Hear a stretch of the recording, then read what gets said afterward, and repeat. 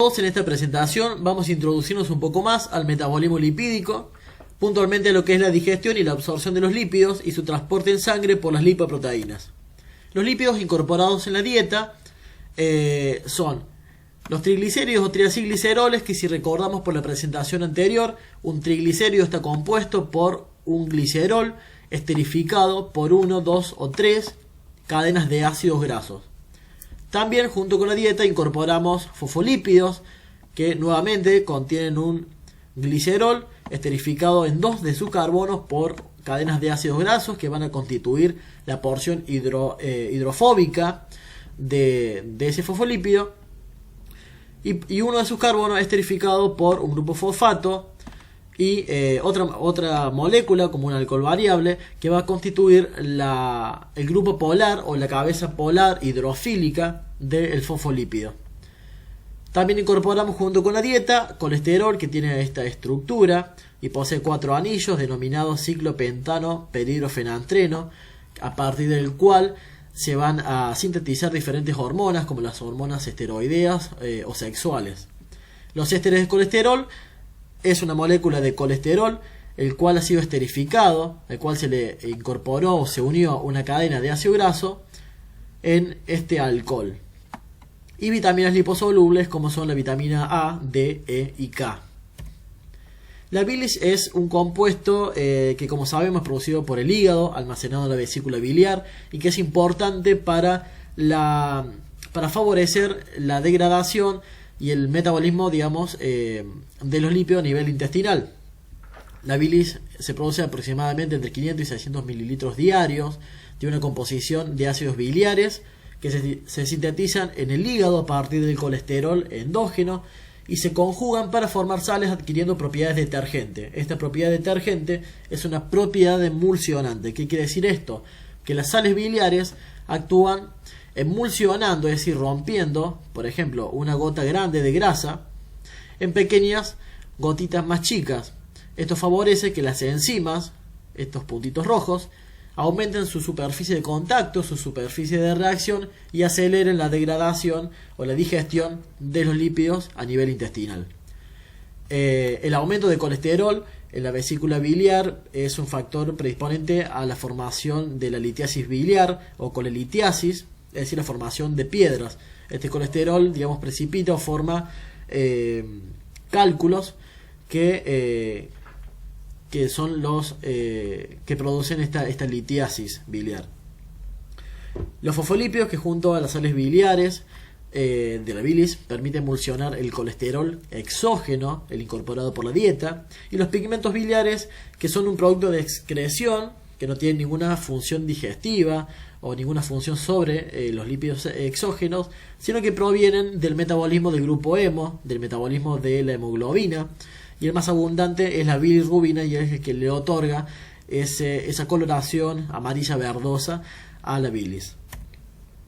En cuanto a la degradación de los triglicéridos o triacilgliceroles en la luz del aparato digestivo, se destacan un grupo de enzimas denominadas lipasas, que por su nombre lo indican, participan en la degradación de lípidos, son hidrolasas, actúan utilizando agua, rompiendo enlaces éster utilizando agua. Y se las clasifica dependiendo su síntesis. La lipasa salival es sintetizada o producida por las glándulas salivales, la lipasa gástrica por la mucosa del estómago, la mucosa gástrica, y la lipasa pancreática por el páncreas. Todas cumplen la misma función. Las más importantes son estas dos.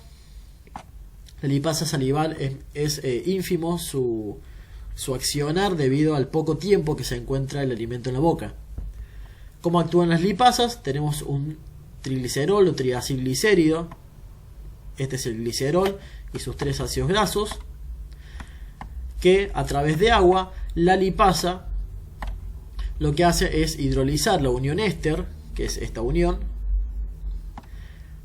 incorporándome el oxidrilo del glicerol, de ese alcohol, y liberándome ácido graso, ¿sí?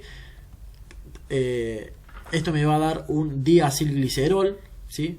Porque ahora me quedan 2 cadenas de ácidos grasos que al actuar nuevamente otra lipasa, o actuar nuevamente la misma lipasa, me va a hidrolizar un segundo ácido graso libre, quedándome un monoacilglicerol.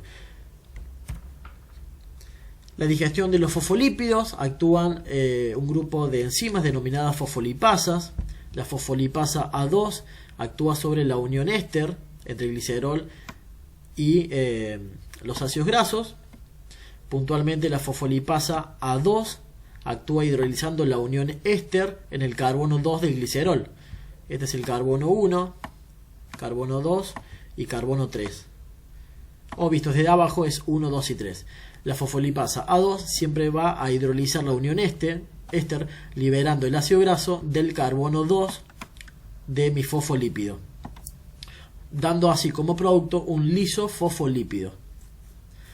Hay otras enzimas denominadas fosfolipasa 1 que va a actuar sobre el carbono 1 de mi fosfolípido, fosfolipasa C y fosfolipasa D que van a liberar a este grupo fosfato del fosfolípido.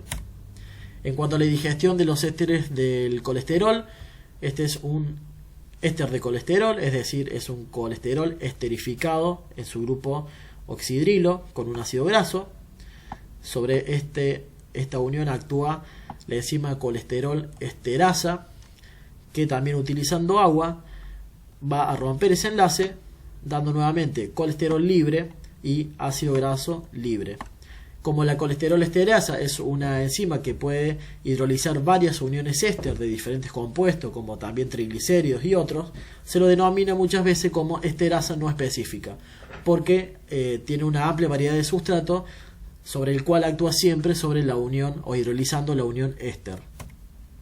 En cuanto, una vez digeridos los lípidos de la dieta, el organismo necesita absorberlos por la mucosa intestinal. ¿Cómo hace esto? Bien, la absorción de los lípidos no es necesaria la hidrólisis total como sucedía en los carbohidratos. Recordemos, por ejemplo, el almidón o todos los polisacáridos y disacáridos, era necesario llevarlo a sus monómeros constituyentes como monosacáridos para poder ser absorbidos por la mucosa intestinal. En el caso de los lípidos no es necesaria su hidrólisis total a ácidos grasos, sino que la mucosa intestinal lo puede absorber como ácidos grasos libres o también como 2-monoacilglicerol. La mayor parte se degrada a 2-monoacilglicerol, es decir, que va a ser un glicerol que contiene un ácido graso en el carbono 2. Los compuestos finales de la degradación son incorporados a las micelas, ¿sí? Digamos, los ácidos grasos que se han liberado se incorporan a micelas de las sales biliares, lo que permite o favorece la absorción por el epitelio intestinal. El colesterol se absorbe en el intestino y se incorpora en unas estructuras denominadas kilomicrones. Si vemos en este esquema, tenemos el lumen intestinal, la luz del órgano. Vemos que los ácidos grasos menor a 10 átomos de carbono pueden atravesar directamente la membrana de la célula y en su interior pasar hacia el espacio intersticial y de allí a la circulación sanguínea venosa, ¿sí? A través de la vena porta para ir a hígado. Otros ácidos grasos mayores de 10 átomos de carbono o los 2-monoacilgliceroles atraviesan la membrana celular. En el caso de los 2-monoacilgliceroles se le incorpora ácidos grasos para transformarlo nuevamente en un triglicérido. Este triglicérido es incorporado también en los kilomicrones que pasan a los vasos linfáticos y de los vasos linfáticos a la circulación sanguínea venosa también. Los ácidos grasos mayores a 10 átomos de carbono ingresan a la célula como ácido graso y necesitan ser activados. Esta es la reacción: el ácido graso incorporado más la coenzima A y la energía proveniente de un ATP se transforma en acil-CoA, es decir, un ácido graso activado con CoA a partir de la enzima tioquinasa. Esta es la reacción que ocurre aquí, por lo que el ácido graso activado puede unirse a el 2-monoacilglicerol y darme triglicéridos. Otra forma de obtener triglicéridos también es a partir de la glucólisis, que por escisión de la 1,6-bifosfoglicerato, voy a obtener 2-triosafosfato. Una de ellas es la dihidroxiacetona fosfato, que la puedo transformar a glicerol 3-fosfato y de allí dar triglicéridos. Nuevamente dijimos, estos triglicéridos pasan al espacio intersticial, a vasos linfáticos y finalmente a la circulación venosa. Esto es un esquema de todas las opciones del metabolismo de los triglicéridos. En el intestino, en la luz del intestino, vamos a incorporar los triglicéridos que por acción de las lipasas lo van a ir degradando en diacilglicéridos y monoacilglicéridos, liberando a su paso ácidos grasos libres. Estos ácidos grasos libres van a ser incorporados o tomados por la mucosa, absorbidos por la mucosa, tanto los ácidos grasos libres como el monoacilglicéridos que vimos recién. Se sintetiza triglicérido y este triglicérido pasa a circulación linfática a través de 2 kilomicrones. De la circulación linfática a la circulación sanguínea venosa. Estos triglicéridos, por acción de la lipoproteína lipasa, que vamos a ver más adelante, van a liberar ácidos grasos libres a la sangre. Igual viene de otras lipoproteínas, como las lipoproteínas de muy baja densidad.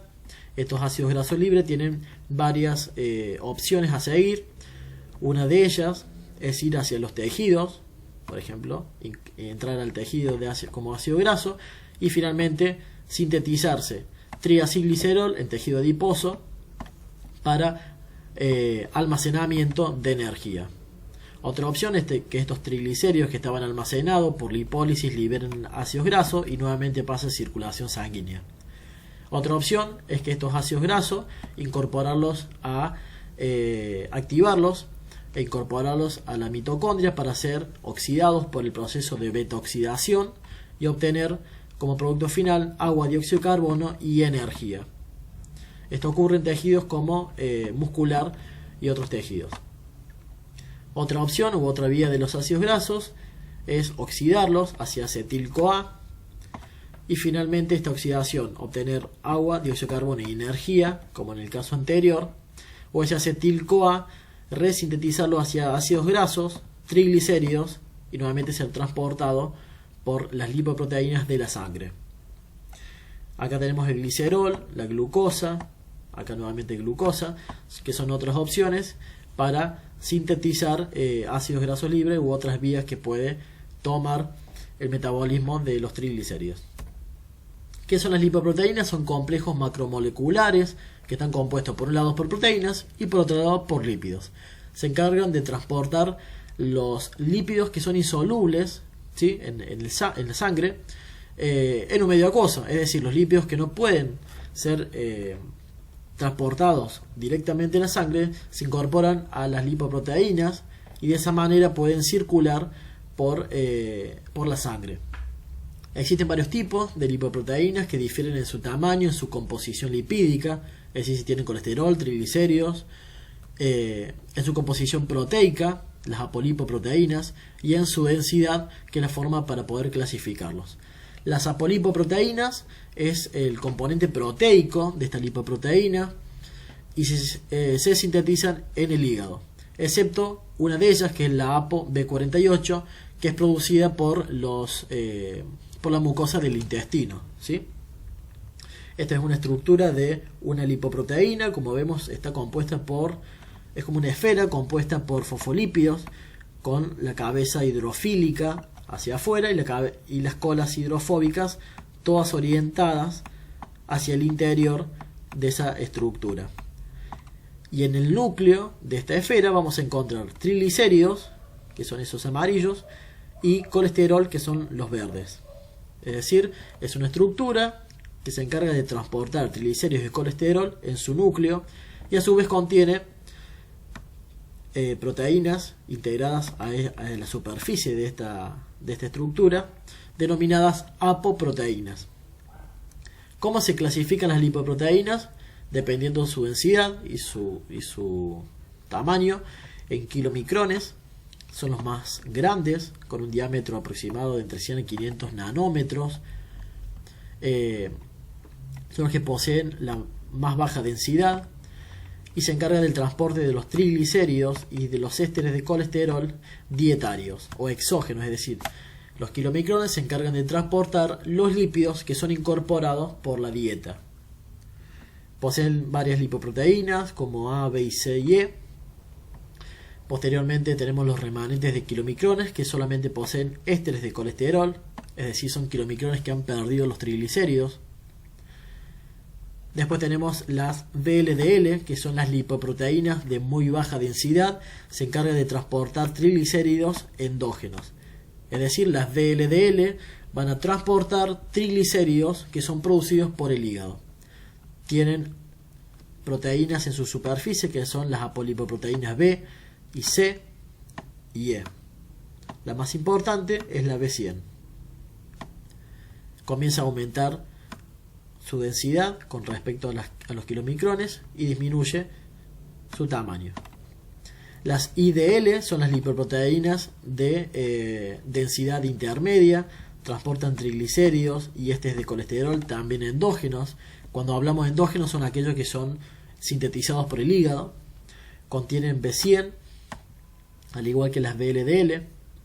Las LDL son las lipoproteínas de baja densidad, transportan ésteres de colesterol, también endógenos, también posee B100 y como vemos poseen un poco de mayor densidad que las VLDL y menor tamaño.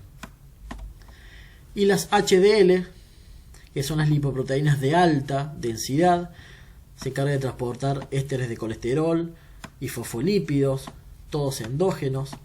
Se caracterizan porque no poseen apolipoproteínas B, solamente contienen A, C y E. Las más importantes son las A. Como vemos, son las lipoproteínas de menor tamaño y las de mayor densidad, de allí su nombre.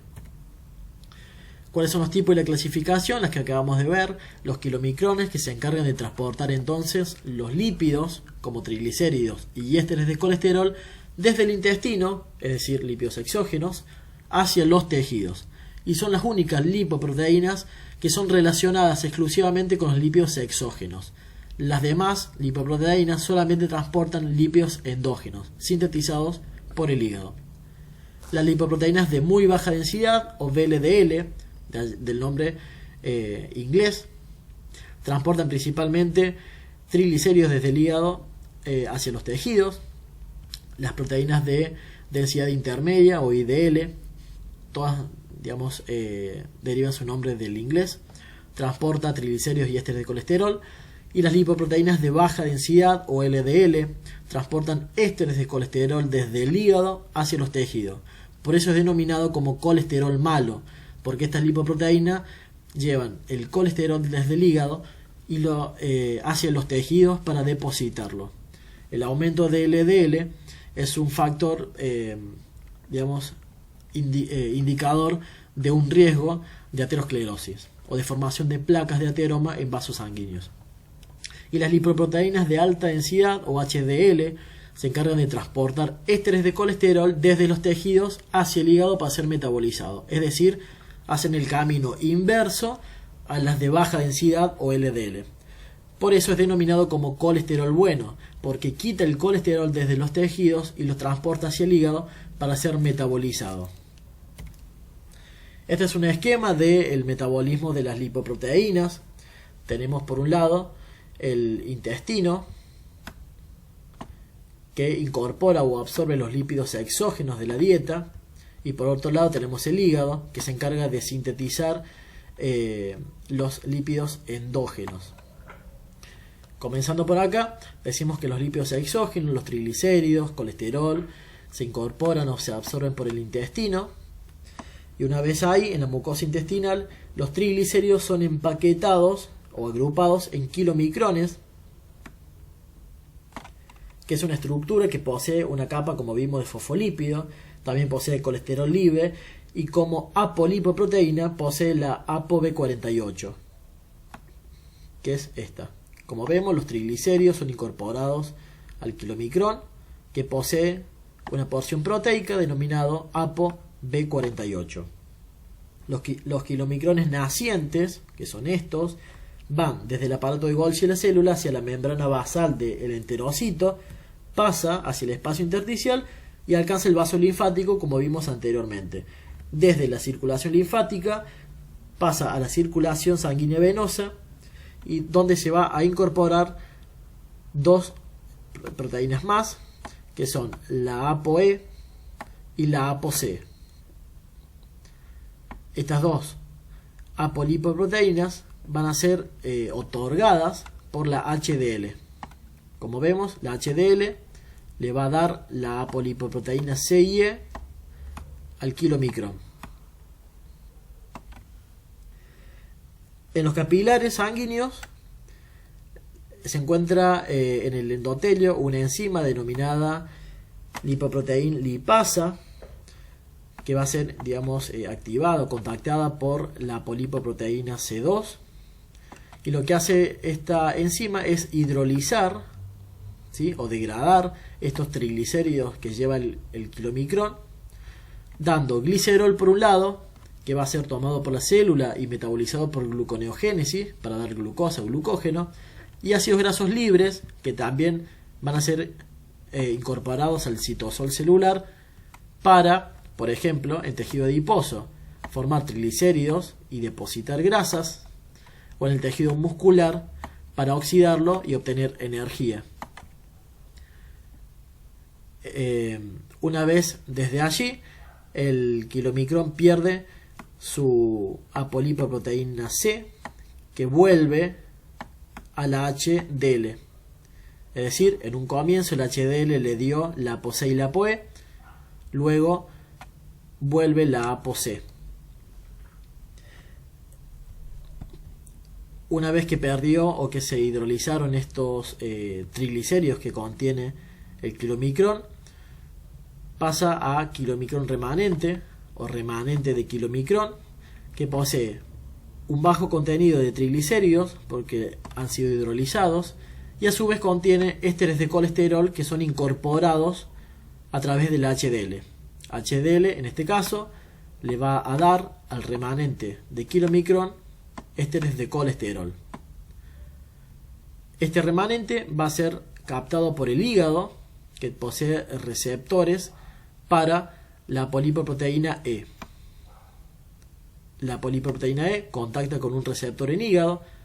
Este remanente es incorporado hacia los hepatocitos para ser degradado en los lisosomas.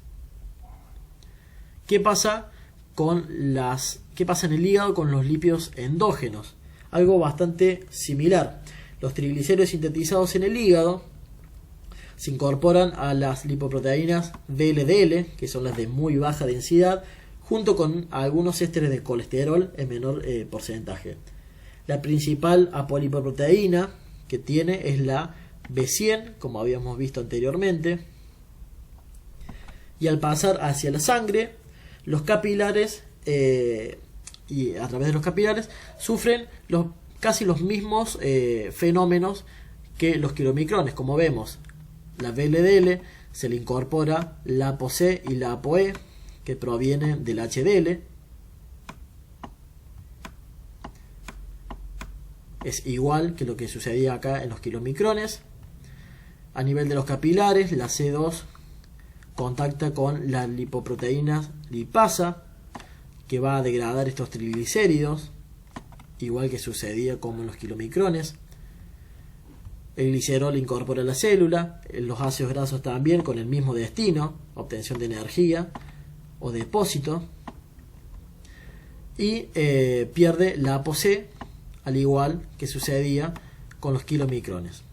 No solo eso, sino que esta lipoproteína de muy baja densidad va a intercambiar algunos triglicéridos, que se lo va a dar a la HDL, y va a tomar de esta ésteres de colesterol. Lo mismo que sucedía en el caso de los kilomicrones. La HDL le daba ésteres de colesterol al kilomicrón, y en este caso es un intercambio entre el HDL y la VLDL. Ahora pasa a llamarse IDL o lipoproteína de densidad intermedia, contiene triglicéridos y ésteres de colesterol, al igual que el remanente del kilomicrón, solamente que difieren en su apolipoproteína. Esta tiene B100, el kilomicrón tiene B48. A partir de acá, el IDL tiene varios caminos, a través de la lipasa hepática, que es una enzima que lo sintetiza el hígado, pero que está libre en sangre, transformarse en LDL, ir hacia los tejidos y depositar el colesterol, como vemos. Parte de esta IDL va hacia el hígado para sufrir el mismo final que los remanentes de kilomicrones, y una vez que sucede esto pierde la ApoE, que la toma la HDL. ¿Qué pasa con la HDL? Dijimos que era la lipoproteína de alta densidad, la que era llamado también como colesterol bueno. La HDL es sintetizada en el hígado y en menor proporción por el intestino, por eso la flecha acá. La HDL contiene 3 apolipoproteínas, que son la A, la C y la E, principalmente la A, que es la que lo diferencia de las otras. Y la C y la E, como vimos, pasan del HDL tanto a los kilomicrones como a la de muy baja densidad. La ApoE la vuelve a recuperar, como vemos acá. Es decir, HDL vuelve a recuperar la ApoE que lo había dado en un principio y lo recupera al final a través de la IDL. A través de la pared de los capilares de tejidos extrahepáticos, la HDL, acá están los tejidos, la HDL toma el colesterol de los tejidos, lo incorpora a su estructura y a través de una enzima denominada lecitina colesterol aciltransferasa va a esterificar a este colesterol libre, formando ésteres de colesterol. Ahora pasamos a lo que se denomina como HDL2 o HDL madura, ¿sí? Esta HDL madura, a través de la lipasa hepática, ¿sí?, tiene esta opción nuevamente de tomar el colesterol libre de los tejidos y se lo va a transferir a estos ésteres hacia la IDL para que lo lleve hacia el hígado para ser metabolizado. Es decir, en resumen, la HDL, la lipoproteína de alta densidad, el colesterol bueno, quita el colesterol de los tejidos, como acá y acá, quita el colesterol libre, lo esterifica a través de la LCAT, ¿sí?, o lecitina colesterol aciltransferasa, esterifica, forma ésteres de colesterol que son transferidos a la IDL y desde la IDL se llevan hacia el hígado para ser metabolizados. De ahí que la HDL es denominado colesterol bueno porque los quita de los tejidos y los lleva finalmente hacia el hígado. Como conclusión de esta presentación, que los lípidos de la dieta son degradados hasta monoacilgliceroles, colesterol y ácidos grasos libres por enzimas digestivas denominadas lipasas y esterasas, como la colesterol esterasa, que la digestión de los lípidos es favorecida por las sales biliares al actuar como un emulsionante, como detergente, rompiendo, digamos, gotas grandes de lípidos en pequeñas gotitas para que las enzimas puedan actuar más rápidamente. El transporte de los lípidos en la sangre se realiza por medio de la unión a proteínas, denominado lipoproteínas. Recordemos que tenemos varios tipos, ¿sí? La VLDL o lipoproteína de muy baja densidad y la LDL o lipoproteína de baja densidad no poseen la apolipoproteína, es decir, la parte proteica, no poseen la ApoA, y LDL, que es el colesterol bueno, la lipoproteína de alta densidad, no posee ApoB. Es lo que diferencia a ambos. El LDL, colesterol malo, recordemos que transporta el colesterol del hígado, el colesterol endógeno, hacia los tejidos para depositarlo. Esto lleva a un riesgo de la formación de placas de ateromas en las arterias, con un riesgo cardiovascular. Y las HDL, que son llamadas colesterol bueno, se encargan de lo contrario, de quitar el colesterol de los tejidos y llevarlo al hígado para ser metabolizado. Espero que haya sido útil el video. Nos puedes seguir en nuestra cuenta de Facebook, facebook.com/medicina bioquímica, darle like al video o suscribirte. Gracias.